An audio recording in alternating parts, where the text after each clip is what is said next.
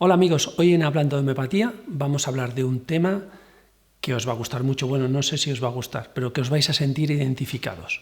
Vamos a hablar del mal de amores, las rupturas amorosas y los efectos que tienen indudables sobre la salud. Pensemos en los efectos muchas veces demoledores de un divorcio, de un amor no correspondido, de una ruptura amorosa después de muchos años de convivencia, de la pérdida del ser querido, de la pareja. Ya hemos hablado del duelo en otros momentos, pero en estos momentos de la pareja. Incluso, ahora que está tan en actualidad, pues suicidios a veces por eso, por amores no correspondidos. Recordemos que cuando se publicó, por ejemplo, la novela Werther de Goethe, hubo una ola de suicidios en Europa y esto se ha repetido en más ocasiones. Pues vamos a hablar de todo esto, porque esto no solo comporta afecciones emocionales, sino también como desencadenante de muchas veces de afecciones físicas, claramente, desencadenante de afecciones físicas. ¿Y de qué hablamos cuando hablamos del amor? Cuando hablamos, más que del amor, diría yo, del enamoramiento. Pues hablamos de esto, que os voy a leer un soneto de un experto, Lope de Vega, que era un experto en la vida amorosa, tuvo una ajetreada vida amorosa. Y fijaos qué bonito, que dice, esto es amor, de Lope de Vega. Desmayarse, atreverse, estar furioso, áspero, tierno, liberal, esquivo, alentado, mortal, difunto, vivo, leal, traidor, cobarde y animoso. No hallar fuera del bien centro y reposo, mostrarse alegre, triste, humilde, altivo, enojado, valiente, fugitivo, satisfecho, ofendido, receloso. Huir el rostro al claro desengaño, beber veneno por licor suave, olvidar el provecho, amar el daño, creer que un cielo en un infierno cabe, dar la vida y el alma a un desengaño. Esto es amor. Quien lo probó lo sabe.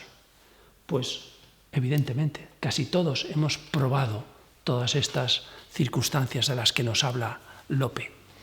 Y que, si pudiéramos decir, hay fases o etapas en estas, cuando estamos pasando por un proceso de ruptura amorosa, pues igual que a veces se ha hablado de la psiquiatra Kubler-Ross en las fases de la aceptación, de la enfermedad, de la muerte, etc., también podríamos enumerar alguna serie de fases que normalmente se suelen dar, aunque muchas veces no, depende de las personas.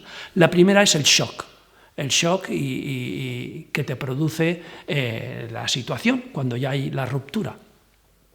Y la negación, el shock y la negación. Después se pasa a una fase más de ira, de enojo contra aquello, contra la persona amada o contra el mundo, dependiendo de la circunstancia que sea, si es la pérdida del ser querido, etc. Suele haber después una etapa de negociación y al final hay una etapa ya de aceptación, de que el amor ha acabado, de que tienes que seguir tu vida, etcétera, etcétera, sin la persona con la que estáis y sin la relación.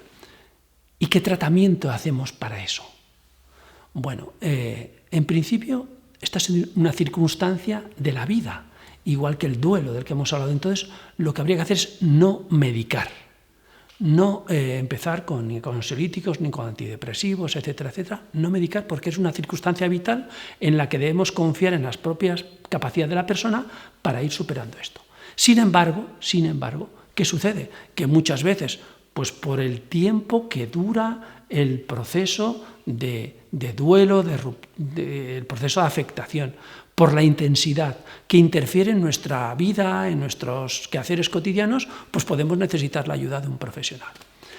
Entonces, pues yo evidentemente diría como mínimo un acompañamiento psicológico, y qué mejor que los medicamentos homeopáticos de los que ya os hemos ido a veces hablando y que son versátiles, que son compatibles y que no tienen casi efectos secundarios.